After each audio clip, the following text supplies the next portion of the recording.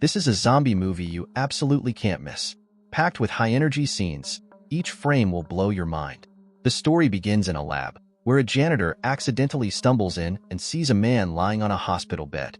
Curiosity gets the better of him, and he decides to investigate. The man's veins are clearly visible, and the janitor has no idea what happened to him, so he checks his wristband. Unexpectedly, the man moves slightly, startling the janitor. Just as the janitor is about to make his escape, the nearby machines start showing abnormal readings. Realizing he's in trouble, he decides to perform CPR on the man. But with just a bit of pressure, his hands go straight through the man's chest. To his horror, the man suddenly revives and throws the janitor several meters away. Meanwhile, the doctor, who is still out buying snacks, is completely unaware of the chaos unfolding in the lab. The infected janitor emerges from the lab, and the doctor doesn't notice a thing. Little does the doctor know, his life is about to end because he couldn't get a bag of chips. As the doctor falls, the zombie virus begins to spread rapidly. The next day, a scout troop planned an overnight camping trip. After the leader assigned everyone their tasks, they went home to gather the necessary supplies. However, Ben and Carter were considering quitting the scouts, feeling they were too old for it and should be doing something more grown up. As they discussed how to break the news to their leader, they didn't notice a deer in the road ahead and accidentally hit it, causing their tire to blow out. While they were changing the spare tire, a convertible approached, driven by Carter's sister and her friends. Ben was instantly smitten with Carter's sister, Kendall, but unfortunately, she already had a boyfriend. As they chatted, they noticed that the deer they had just hit was now mysteriously missing. Ben was bewildered as he went to check it out. Suddenly, Carter jumped out and startled him. It turned out Kendall's boyfriend had invited them to a party that night. Carter, excited about the invitation, didn't seem to care about the missing deer, but Ben couldn't shake his unease.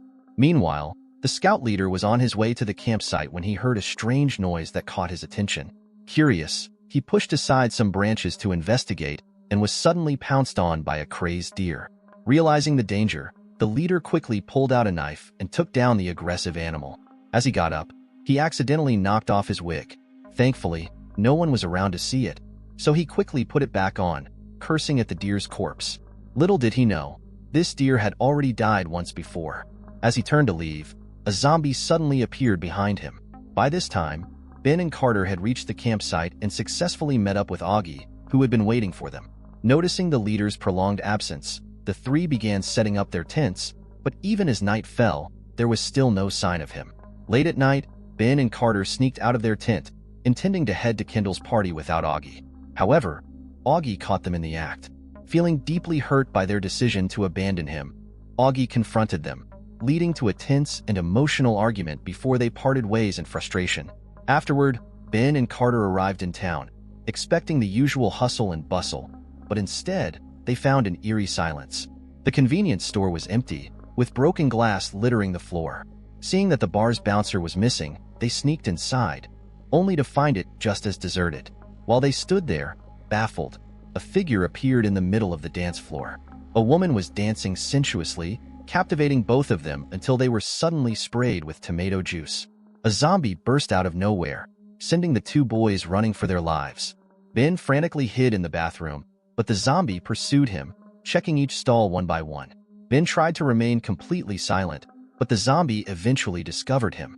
Just as the zombie broke down the stall door, a woman shot it, saving Ben at the last moment. She pulled him outside, and they reunited with Carter. The three of them exited the bar only to find the streets swarming with zombies. They quickly got into the car, planning to drive away to safety. However, as soon as the car started moving, the spare tire they had changed earlier in the day fell off.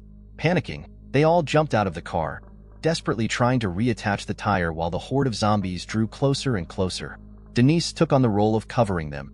Ben and Carter worked frantically, their hands moving at lightning speed to get the spare tire back in place. Just as they secured the tire, the zombies were almost upon them. They scrambled back into the car, but suddenly, a zombie on all fours sprinted towards them with incredible speed, reaching them in the blink of an eye. In the nick of time, they managed to slam the car doors shut. Denise floored the accelerator, and the car sped off. They drove all the way to the police station, hoping to find rescue, only to discover that the police had long since evacuated. With the zombies hot on their heels, the trio was forced to enter the police station, using a banner to wedge the door shut and temporarily hold off the horde. Inside, they they found themselves face to face with a mutated police officer who began shooting at them with a handgun. Thinking quickly, Ben lunged for a fire extinguisher while Carter grabbed a fire axe. Working together seamlessly, they managed to take down the zombie cop. But their respite was short-lived as the zombies outside broke through the door. They had no choice but to keep running, the undead relentlessly pursuing them. In their desperate bid for safety, they stumbled into a cell, slamming the door shut behind them. Although temporarily safe from the pursuing zombies, they found themselves trapped in the cell. Since he hadn't seen the scout leader for a while, Augie decided to go to his house directly. However, the leader seemed to be out. Suddenly feeling a stomach ache, Augie headed to the bathroom, unaware that the now zombified leader was lurking behind him. After finishing his business, Augie returned to the living room, only to finally see the missing scout leader. But something was off about his appearance. Just as Augie was about to greet him, the zombie leader lunged at him. A frantic chase ensued, leading them down to the basement. Eventually, Augie managed to grab a can of insecticide and used it to torch the zombie leader. Not content with just that, he then tied the zombie to a chair and, in a final touch of irony, placed the leader's wig back on his head before leaving. Trapped in the jail cell, the three suddenly heard singing, drawing the zombies away. It turned out the song was played by Augie, but he accidentally triggered a car alarm, which attracted the zombies' attention. Augie had no choice but to run back into the police station, bringing the zombies with him. At this point, Denise noticed the cell keys hanging on the wall. They used all the balloons they had to tie onto a mop handle, and after several attempts, they finally managed to retrieve the keys. Just as they were about to unlock the cell, Augie's sudden appearance brought the zombies back inside, undoing all their efforts. With a teammate like Augie, they certainly were lucky. But luckily, Augie was a lockpicking expert. There was no lock he couldn't open. With a flurry of movements, he used a small knife to successfully unlock the cell door just as the zombies broke in. Thankfully, Ben acted quickly, using the mop to fend off the zombies. As soon as they escaped the cell, the horde poured in. They managed to flee through the back door and quickly shut the iron gate, trapping the zombies inside. They walked along the road until they encountered a lone zombie. Augie bravely tried to scare it away, but it was futile. Surprisingly, the zombie started mimicking human actions, which was quite amusing. Ben and Carter were thrilled by this discovery, and they launched into an impromptu rap performance, making the scene oddly harmonious. However, their fun was abruptly interrupted when the zombie was shot dead. They turned around to see a fully armed soldier standing behind them. So, they all got into the soldier's vehicle. From him, they learned that the zombie virus had already spread, and the military had completely sealed off the town while evacuating the survivors. Carter remembered his sister's party, thinking it must be packed with people. However, the soldier knew nothing about the party, which immediately worried them. They quickly drove to the party's location, only to find it was a junkyard. Clearly, Kendall's boyfriend had given them a fake address and never intended to invite them. Feeling betrayed, Augie couldn't help but make a sarcastic comment, which led to another argument among the trio. Meanwhile, Denise, who was still in the car, noticed a bite mark on the soldier's hand. The next moment, the soldier turned into a zombie and lunged at her. Hearing the commotion, the three rushed back to the car and pulled the zombie off Denise. Narrowly escaping, Denise was furious and promptly smashed the zombie's head with the car door. Suddenly, the soldier's radio crackled to life, and the group thought they were finally saved. However, it was a message from the military announcing they would soon bomb the town. Despite Ben's desperate pleas for help, there was no response. It was clear they had to rely on themselves. They had to get to Kendall's party to rescue her. Carter suddenly remembered his sister's diary, where she would note down every little thing, including possibly the party's address. They set off immediately and quickly arrived at Carter's house. Unbeknownst to them, a zombie grandma had already taken notice of them. While they were searching for the diary, the zombie quietly slipped into the house. Alerted by the noise, Ben sent Augie and Carter to investigate. They found the front door wide open. Out of the darkness, the zombie grandma lunged at Carter. Although Augie managed to save him, the noise attracted more zombies. They raced upstairs, locking the door and barricading it with a cabinet. But the wooden door couldn't hold back the zombies for long. As the zombies were about to break through the door, Ben glanced out the window and noticed a trampoline below, which he thought they could use to jump over the wall. It was risky, but better than getting bitten. Carter was the first to jump down, proving the plan worked. Denise and Augie followed suit. When it was Ben's turn, he spotted the diary on the ground. He quickly went back to grab it, just as the zombies broke through the door. Ben was about to jump, but saw that the trampoline was now swarming with zombies. As the zombies surged towards him, they almost pushed him out the window. Fortunately, he managed to grab onto a zombie's belt. In a critical moment, Denise jumped over the wall to distract the zombies, allowing Ben to leap down safely and make it over the wall.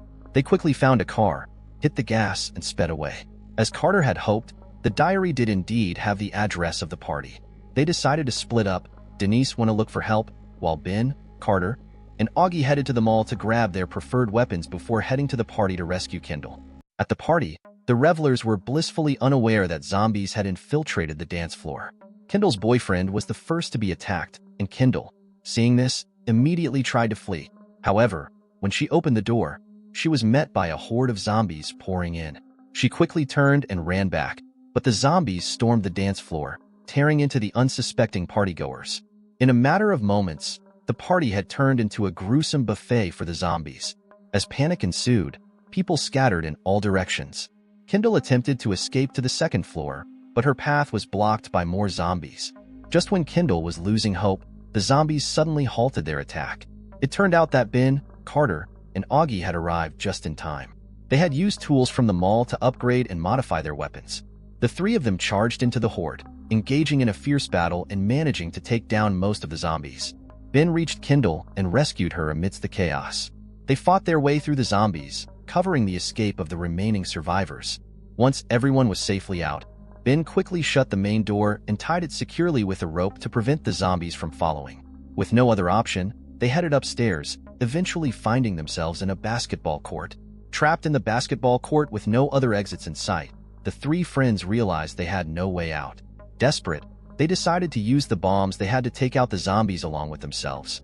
As they prepared to make the ultimate sacrifice, they shared their true feelings and Augie forgave Ben and Carter. But just when they were about to ignite the fuse, the lighter wouldn't work. Suddenly, a wooden plank nearby was pushed open. It was Denise, who had found a way through the chute. With a glimmer of hope, Ben and Carter quickly slid down the chute, but Augie insisted on lighting the fuse.